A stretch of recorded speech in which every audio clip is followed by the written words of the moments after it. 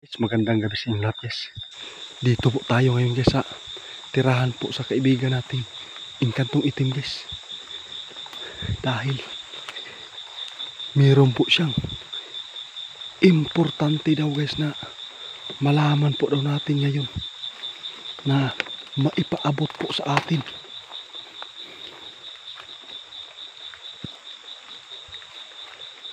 Kaibigan, mayong gabi kaibigan. Kaibigan? Ay, salamat.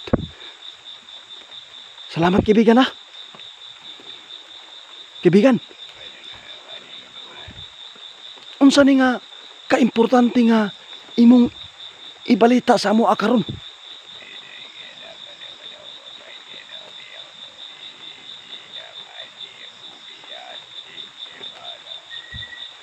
Ha?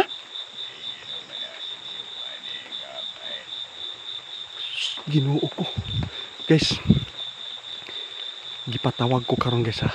Kay naa gyud say ipaabot po sa atoa. Tungkol po ito sa Dabiguan nga lindol. Grabe. Dapat daw paghahandaan po. Kaibigan, nalang ko ipangutana si mo kaibigan. Diri ba may tabo sa Mindanao o sa laing lugar?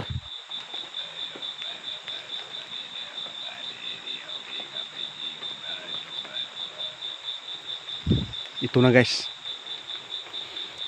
Dapat makarinig po yung nagtatrabaho po daw sa China. Dahil nakita ni kaibigan Inkantong Itim ngayon. Talagang pait po daw yung taga China ngayon guys. Dahil nakita po ni kaibigan ngayon guys ha. Sa China po tumama. Ito yung napakadelikado guys dahil isang city yung pupulbusin po sa Dabiguan na lindol. Tama pa kaibigan?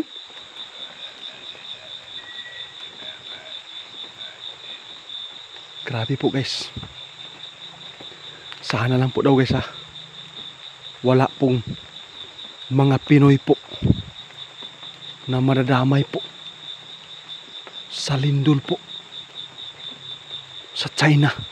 Dahil talagang nakita po niya ngayon guys na gusto po talaga na malaman po daw natin na maipaabot po daw niya ngayon na isang city sa China para talagang maipapulbos po dahil lang sa Dabiguan daw na lindol.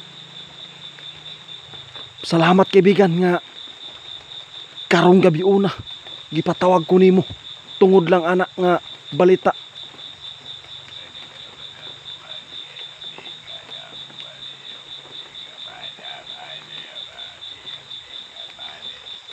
Ayon.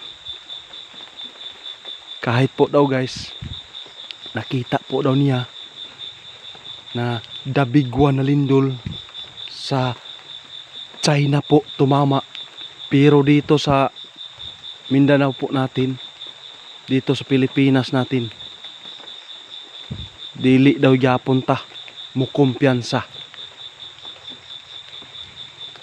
kay wa ta kay balo nga diriya gyapon mupaingon nga maigo diriya sa Mindanao. Wag po daw tayong makasiguro. Grabe kaibigan, dakong tabang sa imong gipaabot karon sa mua nga mangandam mi. Salamat gyud kaibigan.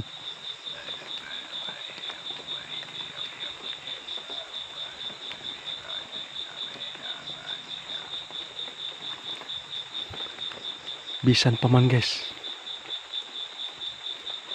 nga nahitabo yun sa nagkadaiyang mga lugar. Nakita yun ni kaibigan guys. ang China. Isang city talaga yung nakikita niya guys, na pupulbusin po daw yung mga building dahil lang sa Dabiguan na lindol. Sobra pong takot po ito kaibigan.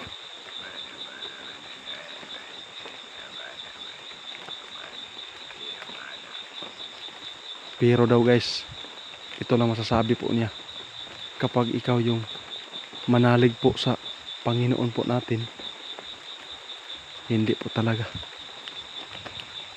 tayo madisgrasya. Dapat talaga kahit saan po tayo pumunta, manalangin po tayo sa ating Panginoon.